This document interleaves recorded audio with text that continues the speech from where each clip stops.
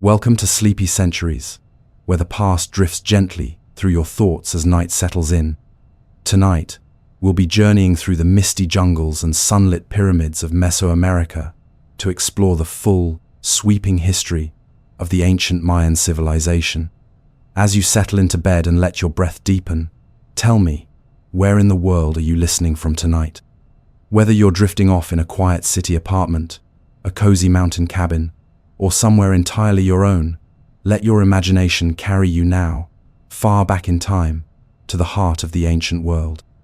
Imagine walking through a vast and silent jungle where thick roots twist over ancient stones and the calls of birds echo through the treetops. You brush aside leaves, and suddenly, beneath the earth and moss, you discover the edge of a carved stone, a fragment of a lost world, waiting to be remembered. Long before pyramids rose above the treetops, before cities like Tikal and Chichen Itza shimmered in the sun, before time itself was etched into stone with symbols and glyphs, there was something softer, quieter, more ancient. The beginning of the Maya wasn't born in grandeur, but in rhythm, the pulse of rivers, the whisper of corn leaves, and the slow, steady beat of life unfolding over thousands of years. Around 2000 BCE, long before history would give them a name, the ancestors of the Maya began to settle in small farming villages across the tropical lowlands of what is now Guatemala, Belize, and the Yucatan Peninsula.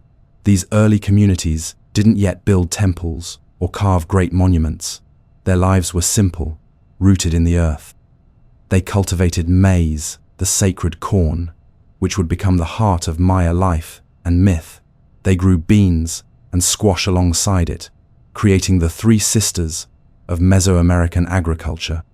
Day by day, they shaped the land with their hands, their tools made of stone and wood, their knowledge passed from parent to child, generation to generation. They knew the seasons, the rains, and the stars not with calendars and mathematics just yet, but through lived experience, through observation, patience, and memory.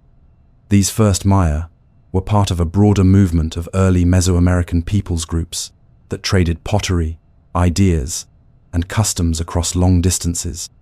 From the Gulf Coast came signs of the Olmec, an even earlier civilization who would influence Maya art and spirituality in subtle ways.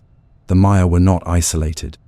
They were already weaving themselves into a regional story, trading goods like jade, obsidian, and cacao beans along networks of rivers and forest paths.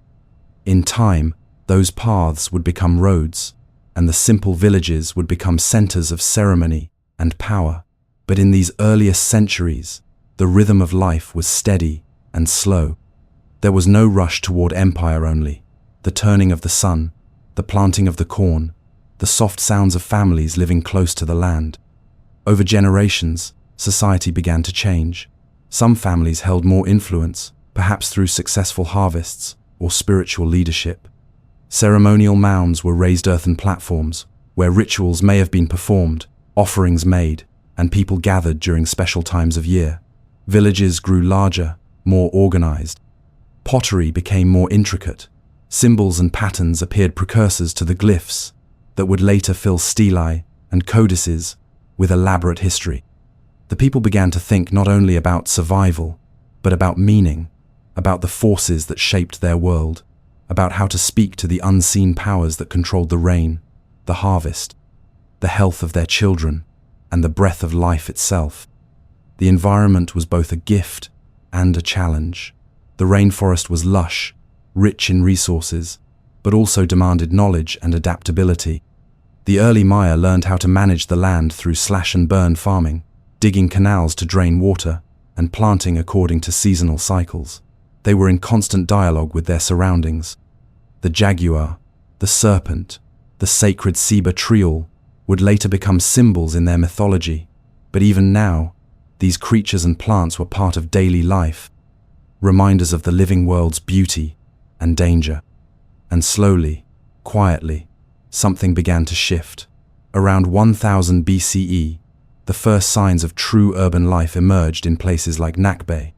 Here, monumental architecture began to rise, stone platforms that broke the line of the forest, ceremonial centers that hinted at the grandeur to come. These were not cities in the way we think of them now, but they were more than villages. They were the first expressions of a cultural vision that saw space not as empty land, but as sacred territorial world built in harmony with the heavens above and the underworld below. The idea of kingship began to take root. Perhaps certain leaders were seen as intermediaries between the people and the gods. Perhaps they had visions, or dreams, or inherited stories that told them they were chosen to guide. The rituals became more elaborate. Music, dance, offerings all performed not only for the living, but for the spirits of ancestors and the divine forces that breathed life into the world. From this fertile foundation, the Maya civilization would one day rise to astonishing heights. But in these early centuries, what truly defined them was not architecture or empire, but a profound connection to time, nature, and the unseen world. Every seed planted, every child born, every star rising over the jungle canopy was part of a cosmic rhythm they were only beginning to understand. Their story was just beginning, and already it was ancient. There is something remarkable about a people who begin to measure time not just in days and seasons, but in sacred cycles that stretch across centuries and even millennia, something deeply human and yet deeply cosmic. As the early Maya villages grew into larger communities and ceremonial centers, a transformation began to ripple through their culture, quiet at first, then steadily more profound. By the first millennium BCE, their world was changing, and they were not only building with stone, they were building with meaning. The world was no longer a place merely to live. In it was a stage for divine order, a mirror of the heavens, and a map of time itself. One of the most extraordinary gifts the Maya gave to history was their understanding of time. Long before the Common Era, they had begun to develop intricate calendar systems unlike anything else in the world. These calendars weren't merely for marking birthdays or scheduling ceremonies. They were sacred structures that connected human life to the cycles of the cosmos. The most revered was the 260-day calendar, known as the Tzolk'in, a system that blended 20-day names with 13 sacred numbers. Every combination held unique meaning, guiding rituals, births, naming, and the timing of significant events. To be born on a certain day meant more than a date. It revealed something about your destiny, your spirit, and your place in the world's rhythm. Alongside the Tzolk'in was the solar calendar, the Harb, a cycle of 365 days that marked the seasons, agricultural activities, and civic duties. These two calendars could be interwoven, creating a cycle known as the calendar round, which repeated every 52 solar years. Imagine generations passing, elders teaching children how the same date would return like a distant echo, bringing with it the memory of earlier times. But even that was not the end of their timekeeping. The Maya would eventually develop the long counterlinear system that stretched back to a mythical starting point in 3114 BCE. Through the long count, they could record historical events with stunning precision, anchoring each one to a specific moment in cosmic time. This obsession with time was not a cold, mechanical exercise. It was spiritual. The Maya believed that the universe moved through great cycles, that creation and destruction were woven into the fabric of existence, and that their lives were deeply tied to the fate of the gods. Every action, building a temple, planting a crop, crowning a king, had to be timed with the heavens, or else risk imbalance. Priests and astronomers became timekeepers and interpreters of the divine. They watched the sky, tracked the movements of the moon, the sun, and Venus. Venus, in particular, held enormous importance. Its rise and disappearance were carefully charted and often used to time warfare, ceremonies, and royal decisions. As this knowledge deepened, so did the structure of Maya society. Leadership became more formalized. Dynasties were born, tracing their origins not from simple lineage, but from divine ancestry. Kings, or kuhul, ajawab, were not just rulers, they were embodiments of sacred authority. To lead was to channel the gods. To speak as a king was to echo the will of the cosmos. Royal courts emerged, filled with nobles, scribes, and artisans. Hierarchies solidified. Some people farmed the land, others crafted tools, while elite classes studied the skies and planned rituals that would keep the world in balance. It was believed that if the right offerings were made, if the right dates were chosen, the gods would bless the land with rain, fertility, and harmony. But if the sacred cycles were ignored, drought, famine, or disaster could follow. This belief infused every part of life. Even architecture was shaped by cosmology.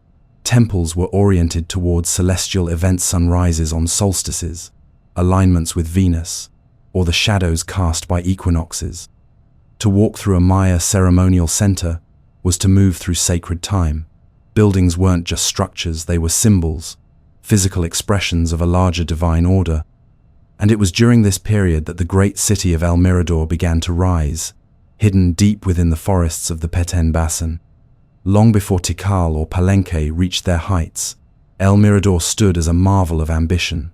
Massive pyramids, some larger in volume than even the Great Pyramid of Egypt, were constructed here.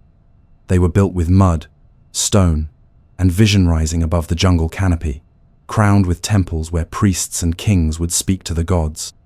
The city thrived as a political and religious center, evidence of a society that was now capable of organizing labor on a vast scale, coordinating building projects, agricultural production, and religious ceremonies. Roads, called Sakbiob, or white roads, were built between cities and regions, connecting a growing network of Maya settlements. Trade flowed along these paths: obsidian from highland Guatemala, jade from the Motagua River Valley, feathers from tropical birds, salt from the coasts, and cacao beans, used both as offerings and currency. As Maya society evolved, so too did their sense of identity. They began to distinguish themselves from their neighbors not just through language or dress, but through shared beliefs, customs, and rituals that wove them together into a cultural fabric that stretched across centuries. They became storytellers, timekeepers, builders, astronomers, farmers, and artists. They were shaping a world where the spiritual and the practical were one, and the same where to build a pyramid was also to build a prayer, and where to watch the stars was to listen for the voice of creation itself. And so, in this age of kings and calendars, of quiet miracles and sacred mathematics, the Maya stepped into their own light.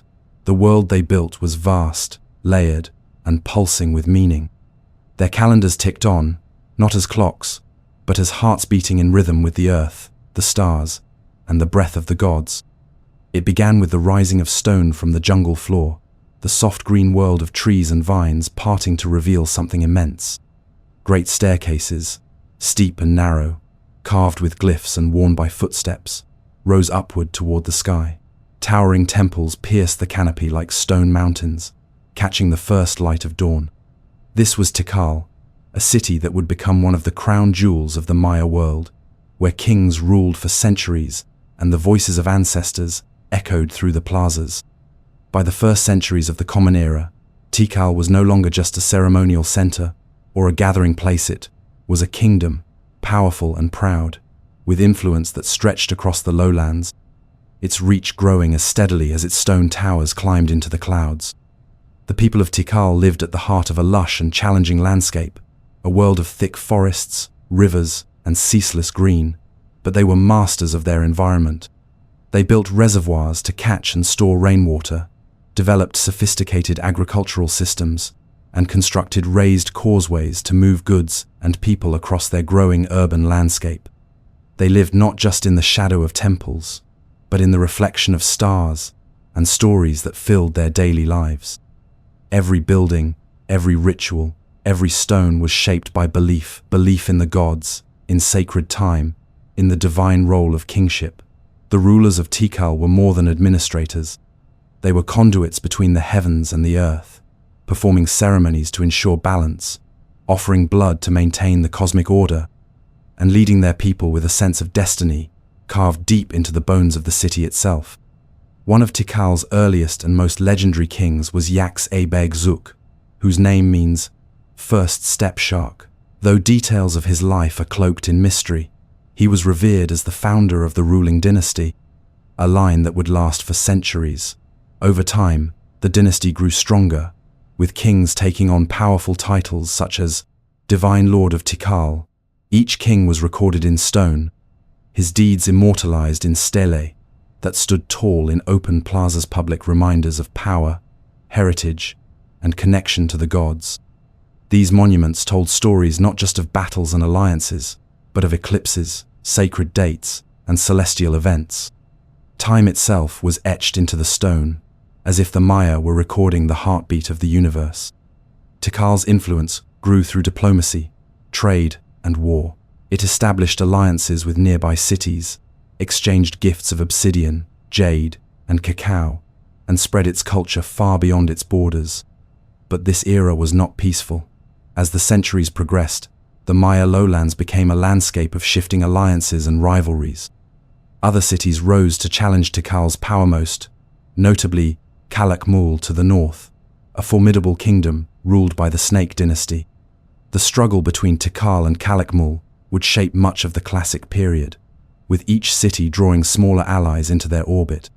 Wars were fought not only with warriors and weapons, but with marriages, ritual performances, and symbolic gestures. Victory wasn't always measured by conquest, it was sometimes about prestige, influence, and divine favor. But long before those epic rivalries reached their peak, Tikal was entering a golden age. By the 4th century CE, the city underwent a profound transformation, following an event that would reshape its destiny. In the year 378, a stranger arrived in Tikal, a figure named Siaj Kak, or Fire is Born. Sent from the central Mexican city of Teotihuacan, his arrival marked the beginning of a new era. With him came new symbols, new weapons, and new political structures. A young ruler, Yax Nuan Ahin I, or First Crocodile, was placed on the throne. His reign marked a fusion of Maya and Central Mexican traditions, a cultural blending that brought fresh energy to Tikal. The city expanded rapidly, with new architecture reflecting the influence of its northern allies. Obsidian blades and ceremonial masks from Teotihuacan appeared in burials. The past had not been erased, but it had been reshaped. This period marked the beginning of centuries of prosperity. The city's population surged.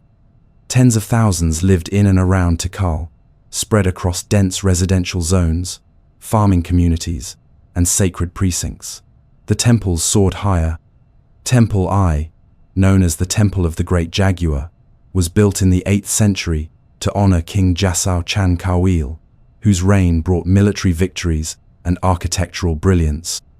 His tomb was discovered deep within the temple, surrounded by offerings, jade ornaments, carved bones, and obsidian blades. Across the plaza stood Temple II, dedicated to his wife, known to us as the Lady 12 Macaw.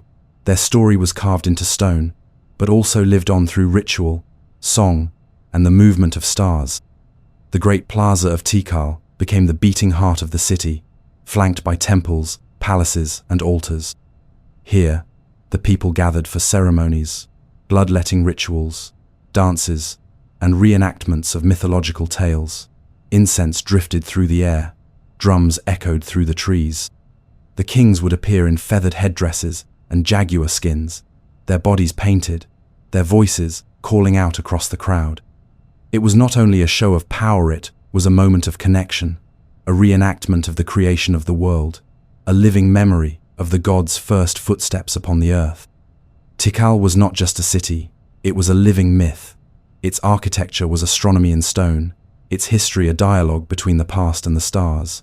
Even the layout of the city reflected celestial movements. Observatories tracked solstices and equinoxes, temples aligned with Venus and the sun.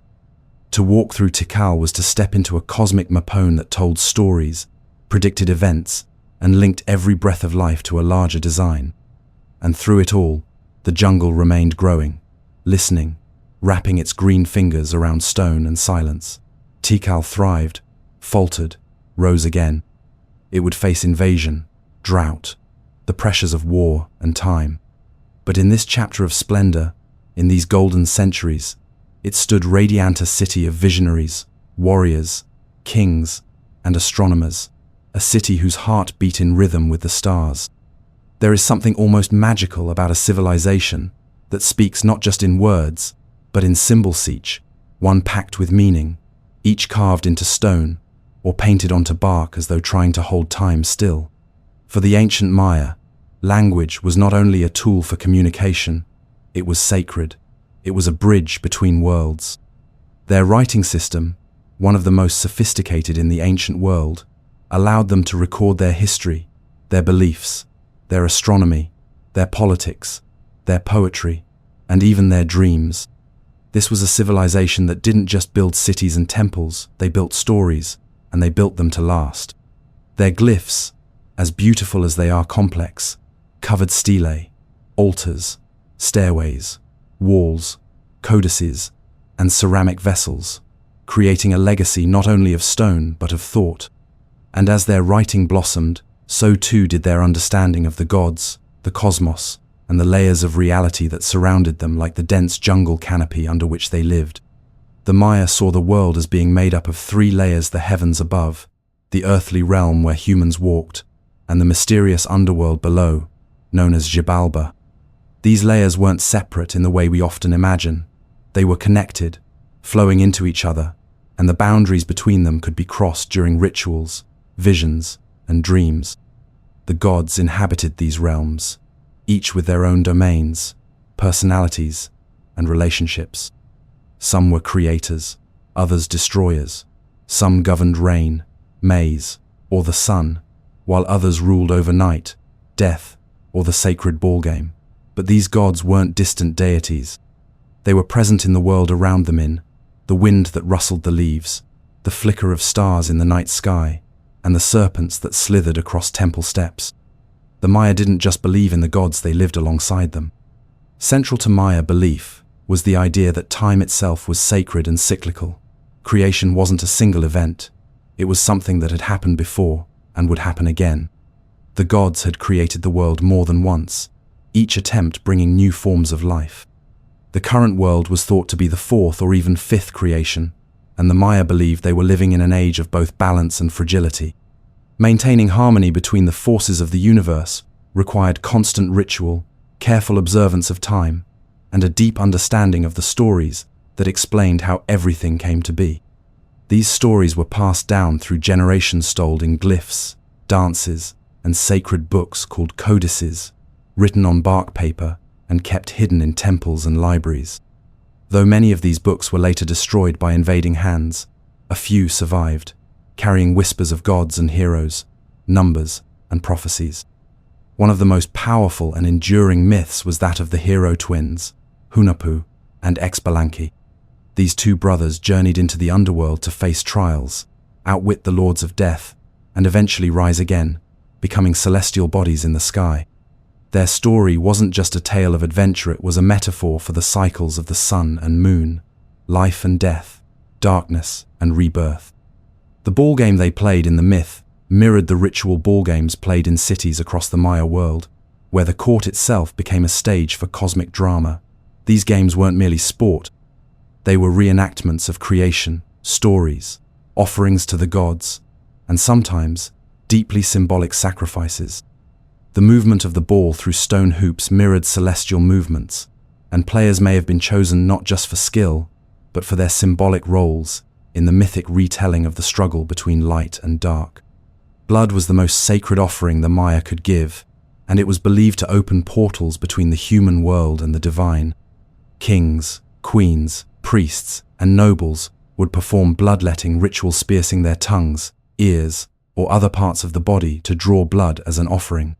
This act was not seen as painful punishment, but as a sacred duty, a way to nourish the gods and renew the cycles of life. The blood, often collected on strips of bark, would be burned, sending its smoke upward as a spiritual message.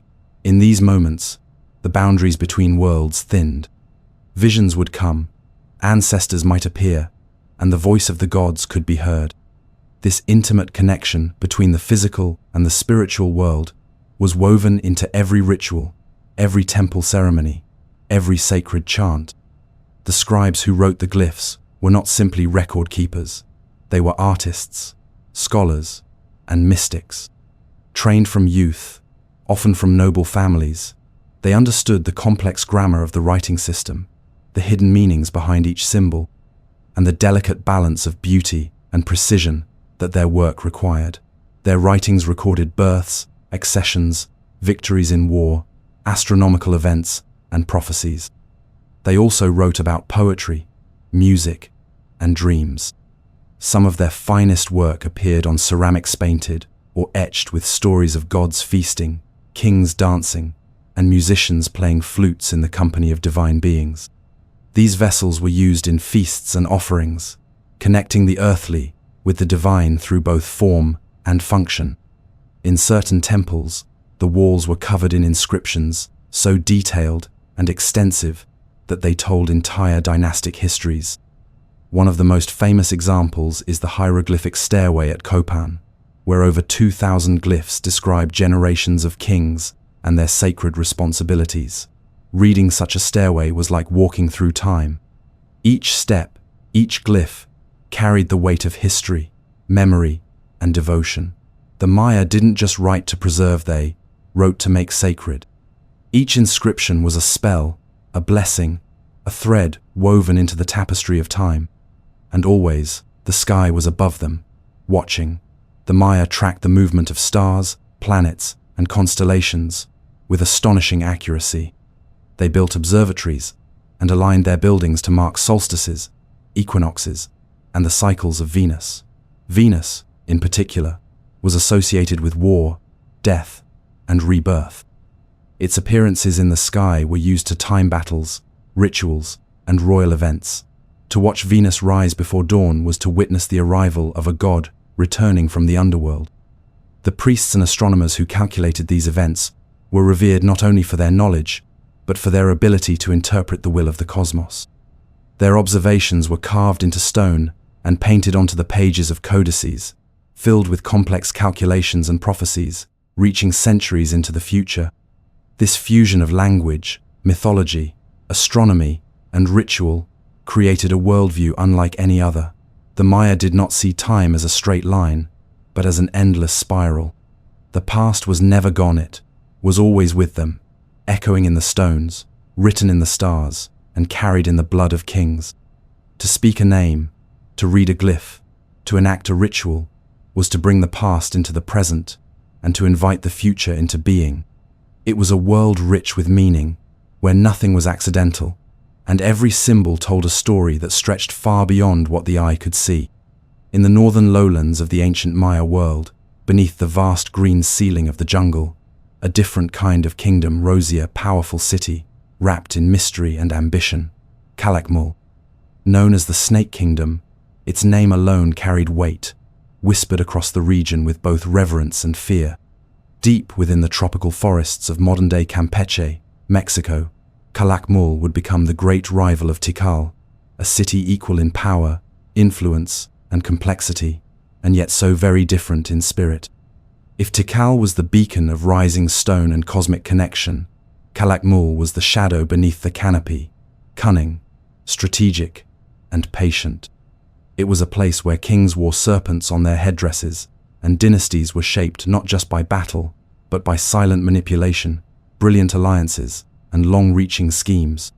For over a century, the rivalry between these two great powers would dominate the classic period, shaping not only politics and war but culture, religion, and the very structure of Maya civilization itself.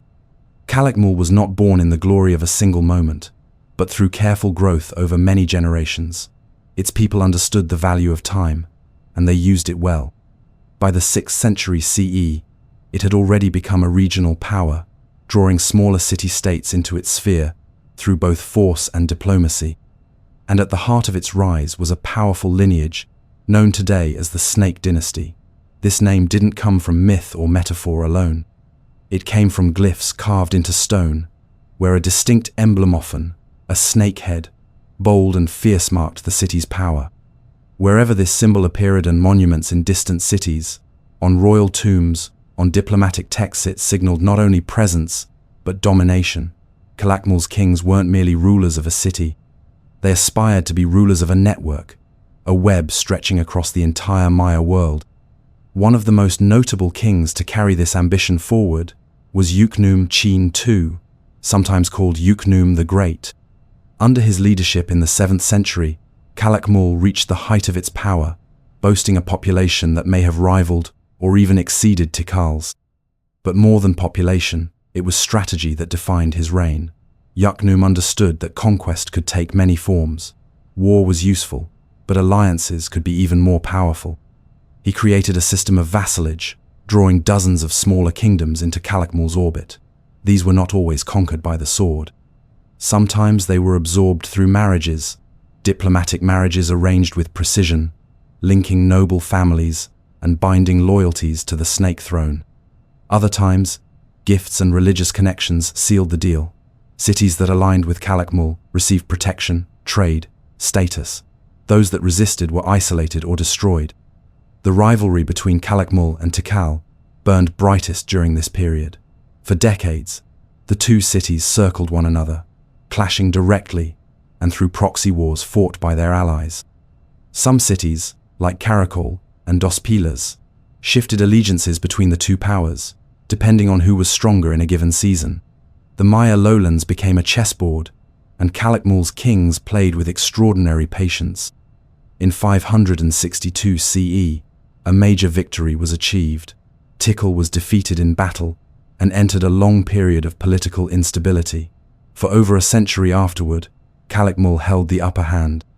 Its rulers walked tall in feathered robes, presided over vast plazas filled with monuments carved in their honor, and sent emissaries into distant lands to solidify their influence. But Calakmul was more than a political machine. It was a cultural and spiritual center, home to generations of artisans, architects, priests, and scholars. Its city core featured towering temples and pyramids, some still rising above the forest canopy today. The largest of these is Structure 2, a massive pyramid that remains one of the largest ever built by the Maya.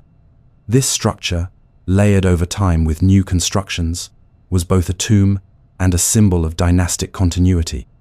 As each ruler passed, a new layer might be added, lifting the Templian, the legacy of the Snake dynasty, closer to the heavens.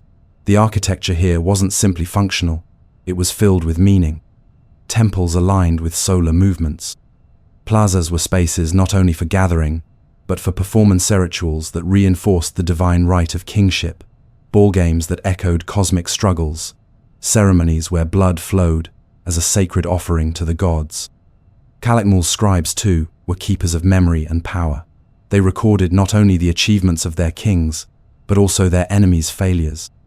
On stelae and altars scattered through the city, and in nearby client cities, they etched complex histories in hieroglyphs, documents of victories, accessions, marriages, celestial events, and divine encounters. The language of these carvings was precise, ritualized, and deeply poetic. To read one was to step into a carefully constructed version of reality, one shaped by the hands of those who ruled. These inscriptions weren't only about what happened, they were about what should be remembered, and how the gods would view it in the eternal cycles of time. Even Calakmul's isolation played into its mystique. Hidden deep within dense rainforest, it was both physically and symbolically protected. Unlike Tikal, which sat more openly, Calakmul was surrounded by nature's silence. Travelers would approach on long causeways, passing through thick green corridors, before the city would rise, before them imposing, shadowed, and powerful. Its distance from other centers gave it an air of mystery and authority. To enter Calakmul was to step into a space carefully controlled, both in landscape and ideology. Yet, even the greatest powers must eventually face decline. As the centuries passed and the tides of war shifted, Tikal rose once more, defeating Calakmul in a major battle around the year 695 CE. Though the Snake Kingdom continued to exist, its dominance began to fade. Other cities emerged, new alliances formed, and the geopolitical map of the Maya world changed. Still, Calakmul remained a symbol of ambition, of mastery, of how far a vision could reach when guided by both patience and power. Even as the jungle slowly reclaimed its stone, and the once great plazas fell silent under the weight of time, the legacy of the Snake Kings lingered in the monuments they left behind. Today, as we imagine those days of rivalry, strategy, and sacred kingship, we glimpse a civilization not frozen in time, but deeply alive, complex, brilliant, and full of dreams. Calakmul was never just a city of war or politics.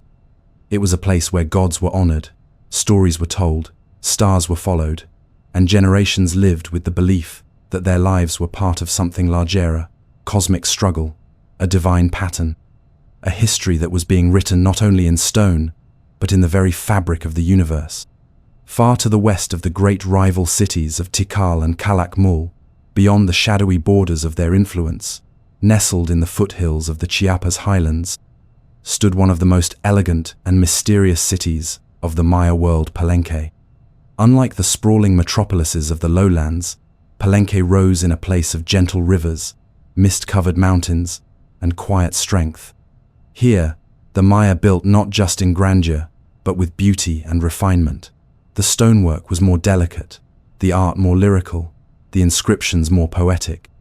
It was a city of light and learning, a place where the mythic past and royal power were woven together with extraordinary grace.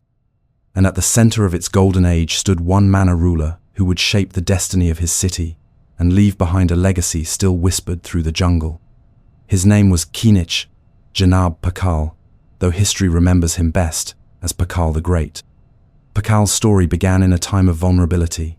Palenque had suffered a series of attacks and political instability. Its leadership weakened, and its temples scarred by war. The ruling dynasty was uncertain, and its future hung delicately in the balance. Then, in 615 CE, a young boy of just 12 years ascended the throne, Pakal. Too young by many standards, too untested. But even in youth, he carried the weight of royal bloodline, tracing his descent from Lady Sakkyuk, a powerful noblewoman who would serve as regent during his early reign. And as the years passed, the boy king grew into a sovereign of vision, intelligence, and enduring power.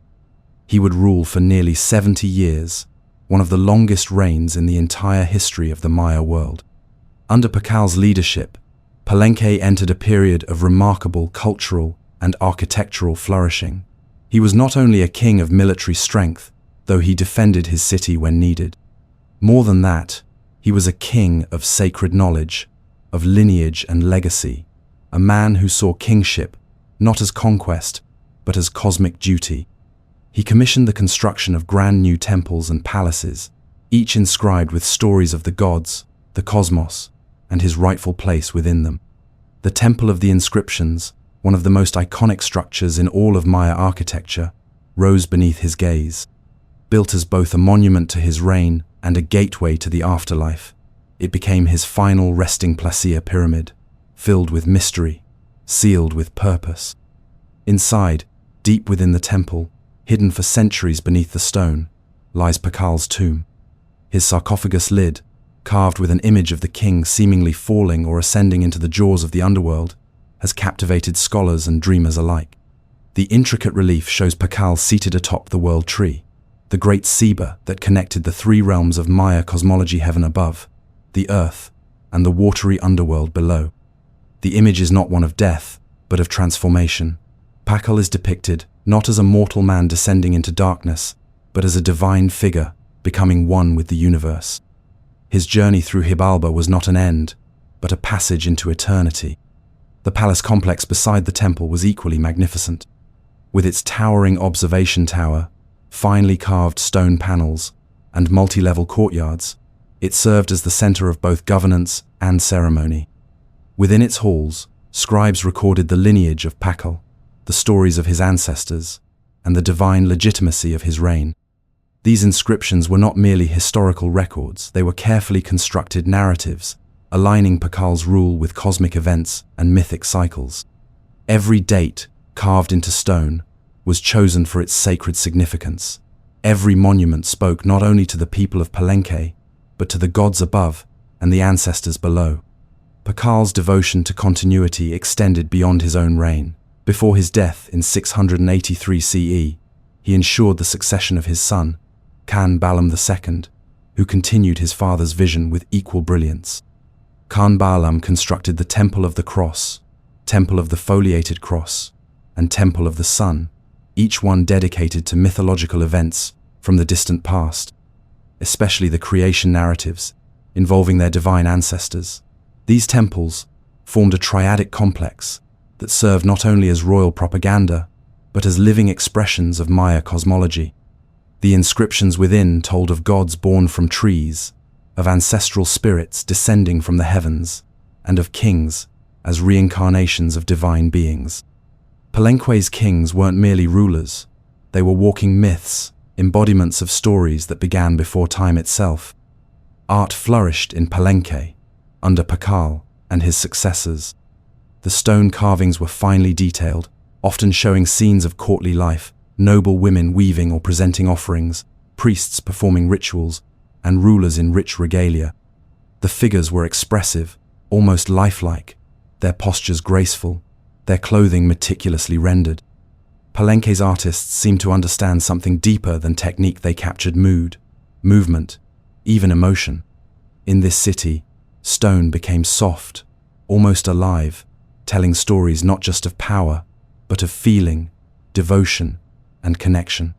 The murals, though few have survived intact, suggest a vibrant world of color, where red, blue, green, and yellow danced across temple walls, bringing the past into the present in brilliant hues.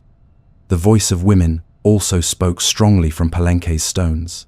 Unlike in many other Maya cities, where women's roles in public life were more muted, Palenque's inscriptions highlight the influence of royal women. Lady Sak Cook, Pakal's mother, not only served as regent, but was immortalized in reliefs and texts, recognized for securing her son's right to rule. Other women, such as wives and noble mothers, are depicted prominently, their presence reinforcing dynastic legitimacy and the sacredness of bloodlines. These women were not silent. They advised, they ruled, and they were remembered. In every corner of Palenque, one feels the breath of myth and the order of the stars. The city's layout was no accident. Its temples were aligned with astronomical events, particularly the movements of the sun and Venus. Ceremonies were timed with celestial patterns, ensuring that the sacred rhythms of the sky mirrored the rhythms of royal life. The gods were ever present. Their stories wove through daily rituals, market gatherings, court decisions, and royal processions.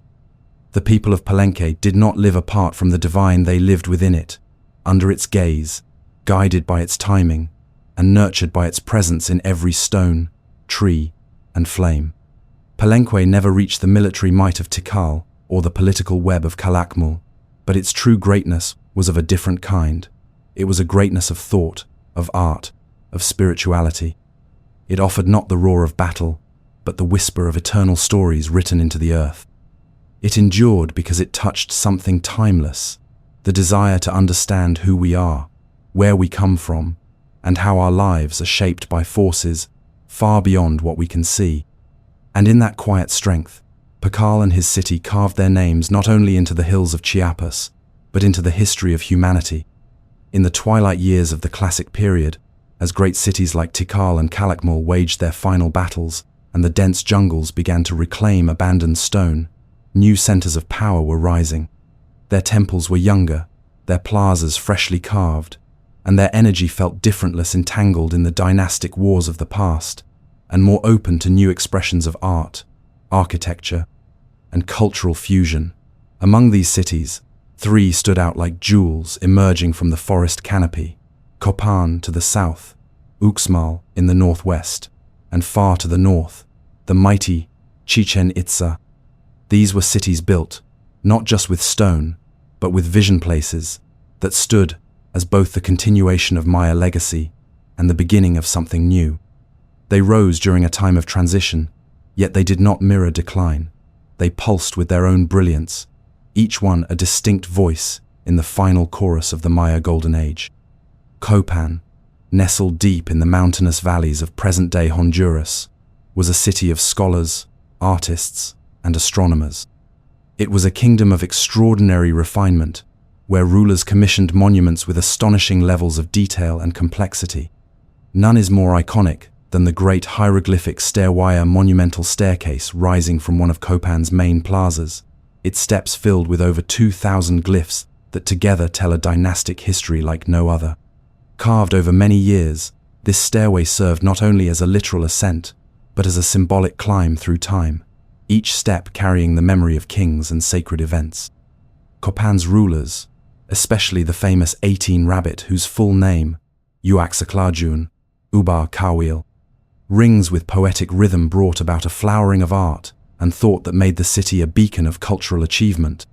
Under his reign, stelae depicting kings in elaborate headdresses, dancing as gods, were placed with mathematical precision, often aligned to celestial events. The temples were inscribed with narratives of creation and sacrifice, blending politics with myth in a way that made every building feel alive with meaning. But as Copan thrived in the south, Uxmal was rising in the Puc hills of the Yucatan, where the landscape was drier, hillier, and touched by a different spirit. Uxmal's architecture spoke with curves and symmetry, a style that felt both bold and graceful. The city's crowning jewel, the Pyramid of the Magician, stands not as a perfect pyramid, but as a towering oval with rounded sides and steep staircases, its shape unlike anything else in the Maya world. According to local legend, it was built in a single night by a dwarf with magical powers, and while the story may live in myth, the structure's presence is undeniably powerful. Around the pyramid lies the Nunnery Quadrangle, a complex of 4 beautifully decorated buildings forming a square courtyard, their facades covered in intricate latticework, masks of the rain god Shak, and symbolic designs. The emphasis on Chak was no accident. Water was scarce in the Puc region, and rain was everything. Without rivers or lakes, the Maya of Uxmal depended on carefully engineered cisterns and sacred wells to sustain life, and they honored the god who brought the storms with relentless devotion. Every carving, every temple, was a prayer for rain, and the very architecture became a form of supplication. In Uxmal and other Puc cities like Kaba and Lubna, the architecture reached an aesthetic peak. The stones were cut with a finesse that felt almost modern, their placement so tight that mortar was barely needed. Stylized serpents slithered across facades, Chak's face loomed from every wall, and columns rose like tree trunks in support of celestial weight. These cities were quieter in tone than the warring giants of the lowlands. They did not leave behind vast chronicles of conquest or long dynastic lines etched into stone. Instead, they whispered through design, through balance, through the beauty of geometry and the harmony of structure with sky. And then, farther still, where the limestone plains stretched toward the Caribbean, rose Chichen Itza city, unlike any before it.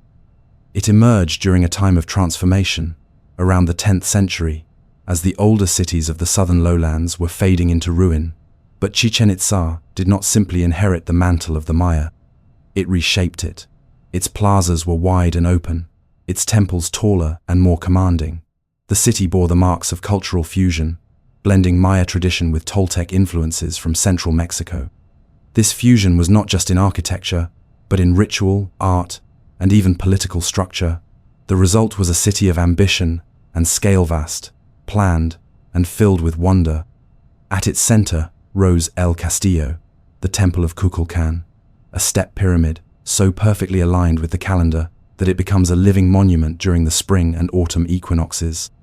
As the sun sets on those days, shadows fall along the pyramid's edge in such a way that a serpent appears to slither down the steps, merging heaven and earth in a dance of light and stone. The temple itself was a layered calendar 91 steps on each of the 4 sides, plus the top platform, totaling 365, a sacred alignment of architecture and time. To stand before it was to witness a civilization that understood not only engineering, but symbolism and rhythm on a cosmic scale. The Great Ball Court of Chichen Itza is the largest in the Maya world. Its walls rise steeply, and its acoustics are so finely tuned that a whisper at one end can be heard clearly at the other. Here, ritual ball games took place not merely as sport, but as acts of spiritual drama. It is said that in some games, The stakes were life and death, not punishment, but sacrifice.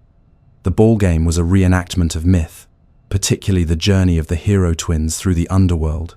To win such a game, to offer oneself or be chosen, was to walk the path of the gods. Skulls carved in rows line the Tsompantli, the skull platform, where the heads of the sacrificed may have been displayed, a reminder that power, in this world, came with both glory and cost. Chichen Itza was not only a city of temples and games, it had marketplaces, observatories, and sacred wells. The sacred cenote, a vast natural sinkhole, served as a site of offerings to the gods. Gold, jade, pottery, and even human lives were cast into its depths in times of drought or ritual need. The water below was not just a physical resource, it was a portal, a gateway to the underworld, and within that still water, countless stories sank into silence. These cities, Copan, Uxmal, Chichen Itza, were not the final echo of a fading civilization, they were the crescendo, a brilliant outpouring of creativity, faith, and knowledge. Each of them stood at a crossroads of old and new, honoring ancient traditions while embracing innovation and change. Their temples still rise above the trees, their carvings still speak in silence, and their sacred geometry still calls to those who look up at the stars with wonder. In them, the Maya world breathed its last full breath of brilliance, filling the skies with stone, story, and soul. In the heart of the rainforest, where the trees once bowed to the rhythms of sacred ceremonies, and the plazas echoed with the footsteps of kings and priests, a quiet transformation began to take shape, subtle at first, like the slow creeping of vines over carved stone, and then more certain, like the long dusk before nightfall. For nearly 1,000 years, the Maya had built towering cities of beauty and complexity, aligning temples to the stars, inscribing the lives of gods and rulers into stone, and weaving their lives into the cycles of time. But beginning around the 8th and 9th centuries CE, a profound shift unfolded across the southern lowlands. The great classic cities, Copan, Tikal, Palenque, and others centered a period of silence. Temples ceased to rise, monuments were left unfinished, dates stopped being recorded. The jungle began to reclaim its own. This was not a single cataclysm, no sudden fall brought on by invasion or fire, but a gradual unraveling, a slow retreat from the heights of civilization into a deeper mystery that still stirs debate and wonder today. Archaeologists call it the classic Maya collapse, but the word collapse carries a heaviness that doesn't quite match the complexity of what truly happened.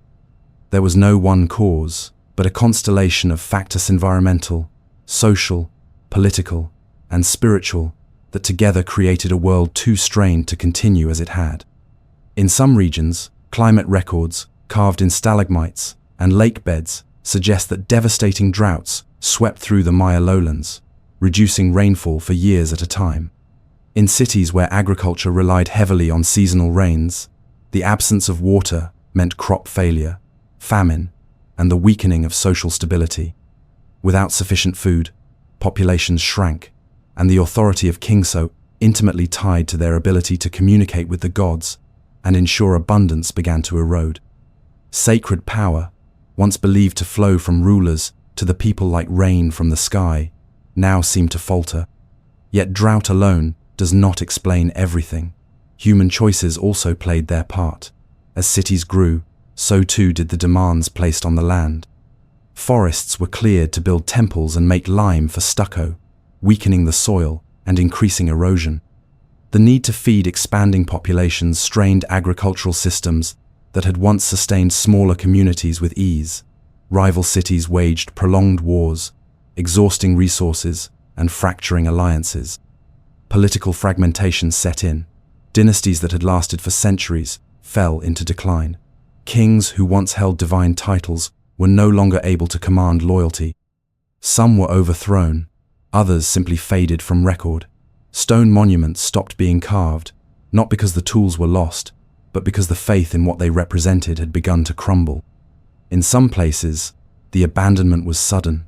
Cities like Dos Pilas and Copan experienced sharp population declines, their royal courts dissolving, and their urban centers left to the silence of the forest. In others, the process was slower. People moved outward, away from the ceremonial cores, establishing smaller villages in the surrounding countryside. Trade routes shifted, marketplaces emptied, and the roads that had once connected kingdoms across hundreds of kilometers grew over with moss and thyme. Temples that once hosted grand ceremonies under the gaze of star priests now stood silent, visited only by wind and the occasional animal that found shelter in the stone ruins. But even in abandonment, there was no finality, only transformation. Some scholars believe that the spiritual worldview of the Maya itself may have played a role in this retreat. The very cycles of creation and destruction that shaped their cosmology may have made such changes feel inevitable. In their mythology, the world had already ended and been remade multiple times. Civilizations rose, flourished, and fell in tune with divine rhythms. Perhaps the people living through these changes saw themselves not as witnesses to disaster, but as participants in the turning of the great cosmic wheel. To them, the fall of cities may not have been failure, but a returner, dissolving of excess and pride back into the earth from which all things come. And yet, even as the great cities of the southern lowlands dimmed, Maya civilization did not vanish. In the north, places like Uxmal and Chichen Itza continued to thrive, carrying forward the flame of cultural continuity in new and evolving forms. The Maya adapted, they moved, they remembered.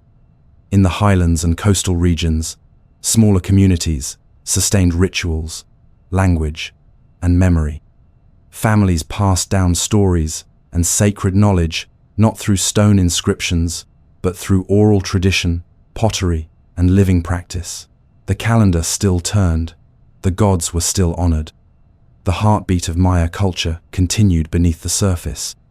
In time, nature wrapped its green fingers around the temples and palaces of the south. Trees burst through roofs, roots split stone, animals made their homes in what had once been royal chambers. And for centuries, the forest kept its secrets. Travelers and explorers who stumbled upon these lost cities in later centuries could hardly believe that such greatness had ever been possible in such isolation. They imagined lost tribes, vanished peoples, or sudden catastrophe, but the truth was softer, more human.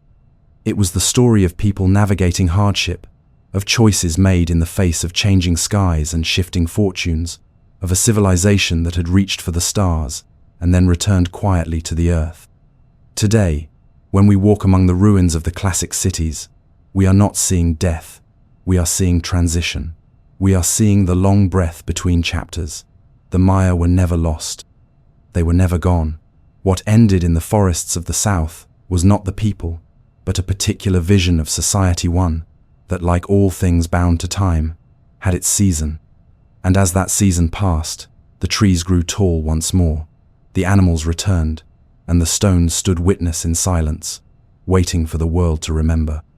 In the centuries following the quiet fading of the southern cities, a new light began to shine in the northern city that would become not only a final flourish of Maya civilization, but also one of its most enduring symbols. Chichen Itza, its very name meaning, at the mouth of the well of the Itza, echoes with water, mystery, and memory.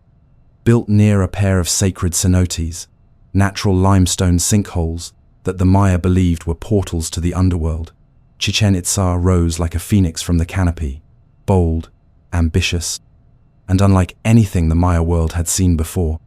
Here, amid the flat limestone plains of the Yucatan Peninsula, far from the overgrown ruins of Tikal and Palenque, a new kind of city emerged that blended the old ways with new influences, forging a hybrid culture that would define the post-classic period and leave an imprint that still captivates imaginations 1,000 years later. Chichen Itza began its ascent around the 9th century, and by the 10th, it had grown into a thriving metropolis. Its builders drew upon centuries of Maya tradition, but they also welcomed change.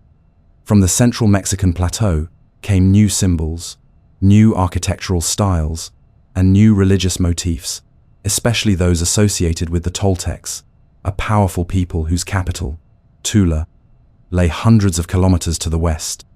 Whether through trade, migration, or conquest, historians still debate the exact nature of the connection.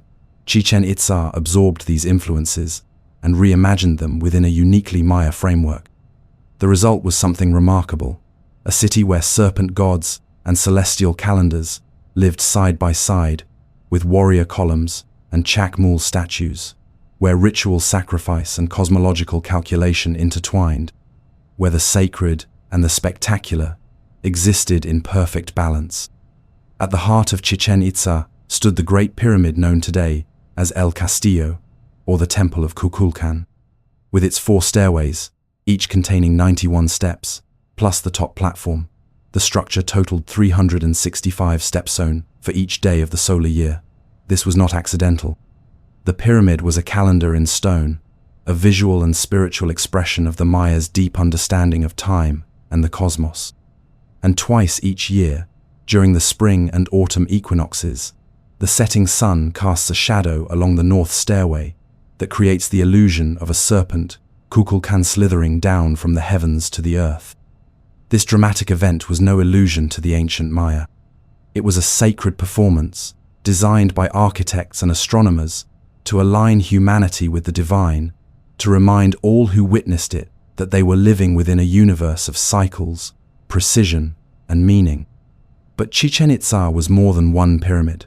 The city was vast, covering nearly 5 square kilometers, filled with temples, ball courts, plazas, markets, and observatories. Its Great Ball Court is the largest in all of Mesoamerica, over 160 meters long, its walls echoing with the sound of ritual play. The game played here, part sport, part sacred reenactment, was charged with cosmological meaning.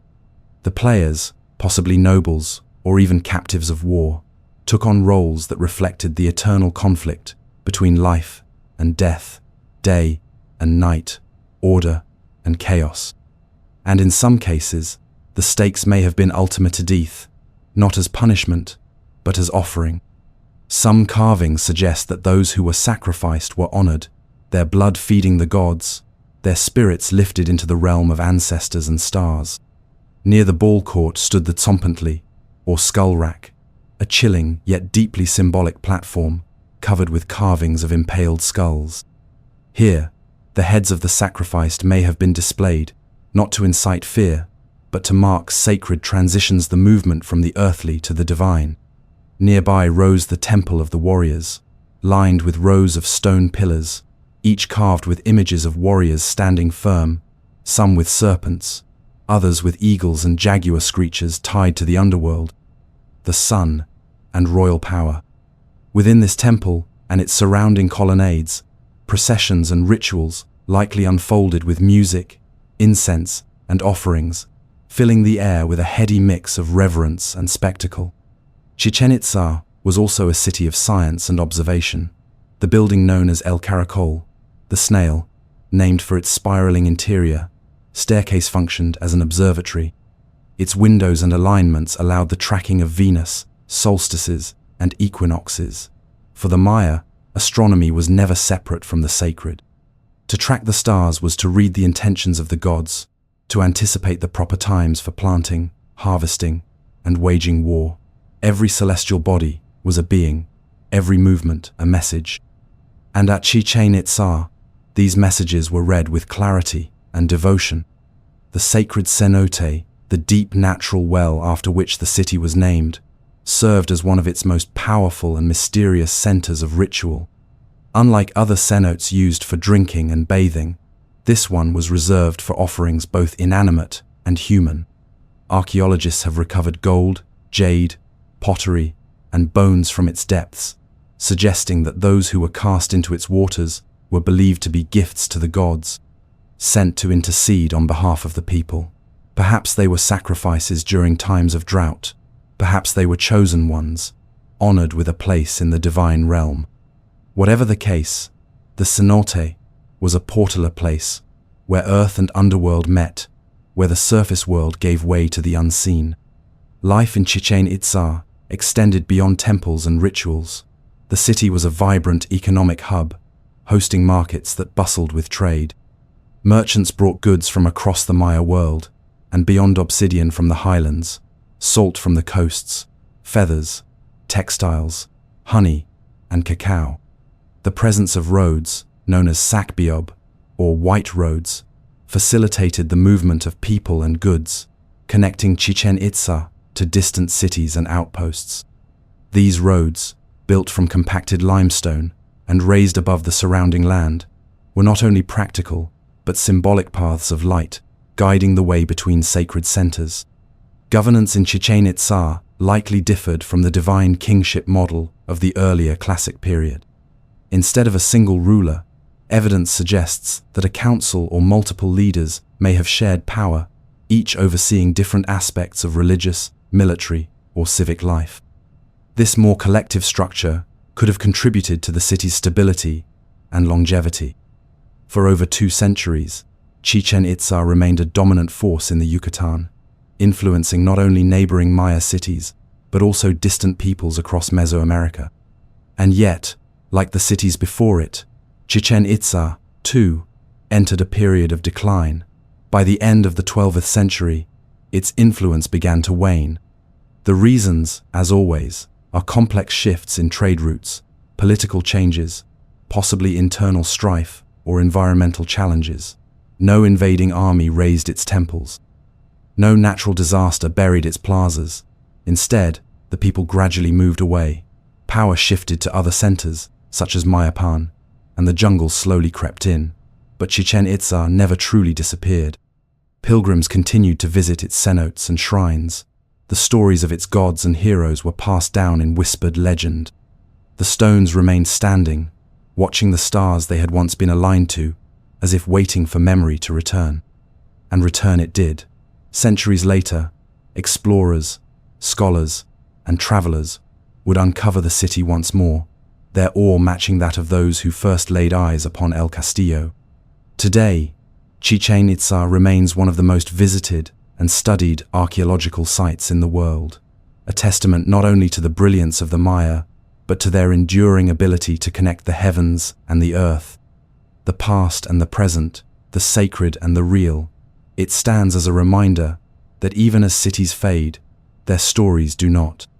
They live on in stone, in silence, in shadow and in the dreams of those who remember. Though the great stone cities of the Maya may have fallen silent beneath the canopy, the spirit of the Maya people did not vanish into the shadows of history. Across the highlands and lowlands of present-day Guatemala, Mexico, Belize, Honduras, and El Salvador, millions of Maya descendants continue to live, breathe, and weave their ancient heritage into the fabric of modern life. Theirs is a story of resilience and continuity, a living thread stretching from the depths of time to the present moment, reminding us that civilization is not only built in stone, but in language, culture, belief, and the beating heart of community. For the Maya today, identity is intertwined with a rich tapestry of languages. There are over 30 distinct Maya languages still spoken across the region, each with its own unique rhythm, vocabulary, and history. These languages are not relics of a bygone era. They are vibrant, living modes of expression, carried from generation to generation, spoken in homes, markets, schools, and ceremonies. Through these words, the stories of ancestors are told anew, the wisdom of the natural world is shared, and the songs of the forest and stars continue to echo. Language is the thread that connects the past with the present, binding the Maya people to their heritage while allowing them to grow and adapt. Traditional knowledge remains deeply rooted in daily life. Many Maya communities continue to farm the land, using techniques passed down through centuries, planting maize in sacred patterns, timing the sowing and harvesting to the rhythms of the sun and moon, and respecting the balance between earth and sky. The milpa system, a method of rotating crops and allowing fields to rest, reflects an intimate understanding of ecology and sustainability that predates modern science. This is not mere survival, but a spiritual practice, a way of honoring the land that has sustained countless generations. Spirituality remains at the heart of Maya culture. While many Maya people practice Catholicism or Protestantism, often blending these faiths with ancient beliefs. Traditional ceremonies endure. Rituals honoring the earth, the rain, the ancestors, and the gods are still performed with reverence and care. In the highland villages, elders lead ceremonies at sacred sites, mountains, caves, and rivers, calling upon the forces of nature and the spirits of those who came before. Offerings of candles, flowers, incense, and food are made as prayers rise into the sky. These rituals connect the Maya with the cycles of life and death, the changing seasons, and the enduring presence of the cosmos. Artisans keep alive the ancient crafts that once adorned the temples and palaces. Weaving, pottery, carving, and beadwork continue to flourish, each piece telling a story of culture, history, and identity. The vibrant textiles, woven on backstrap looms, are not only garments but also visual narratives, patterns and colors, representing village lineage, social status, and cosmological symbolism. Every thread is a message, every motif, a conversation with the past. Through these creations, the Maya express their connection to the earth, to community, and to the unseen world. Maya knowledge is also passed through stories and oral traditions. Elders and storytellers share myths, legends, and histories with the young, ensuring that the sacred narratives of creation, the hero twins, and the gods remain alive in the hearts and minds of new generations. These stories are more than entertainment. They are frameworks for understanding the world, guides for moral living, and vessels for cultural identity. Through them, the Maya teach respect for nature, the importance of balance, and the mysteries of the universe. The ancient calendars and astronomical knowledge are not lost either. Many Maya today continue to observe the cycles of the sun, moon, and planets, marking important dates with ceremonies and festivals. The sacred calendar, with its 260-day cycle, remains central to many communities' spiritual life. Elders and shamans consult these cycles for guidance on planting, healing, and celebration, linking the rhythm of human life with the eternal dance of the cosmos. This living science is a testament to the Maya's enduring relationship with Timino as a linear march forward, but as a circle, a spiral, an ever-returning rhythm. In the face of centuries of colonization, repression, and modernization, the Maya people have maintained their voice, their customs, and their rights. Across the region, Maya activists, scholars, and cultural leaders work tirelessly to protect their languages, lands, and traditions. They reclaim history through education, reclaim space through political participation, and reclaim identity through cultural revival. Museums, festivals, and community centers celebrate Maya heritage, inviting both Maya and outsiders to learn, respect, and honor this ancient civilization's ongoing story. The landscape itself is alive with Maya presence. Archaeological sites, long hidden in the jungle, continue to be places of pilgrimage and pride for local communities. Farmers tend fields near ancient ruins, children play under the watchful gaze of stone temples, and festivals often unfold in the shadows of pyramids once built by their ancestors. The stone speaks silently of endurance, and the people carry their stories forward, rooted deeply in the past, yet reaching toward the future. So as night falls, and you listen to the stories of the Maya, remember this: the Maya are not just echoes of the past. They are living, breathing witnesses to history's flow. Their culture is a river that has carved deep canyons through time, sometimes quiet, sometimes roaring, but always present. Through language, ritual, art, and community, the Maya continue to dream beneath the same stars that once guided their ancestors. And in that dream, there is a timeless invitation to remember, to honor, and to journey onward.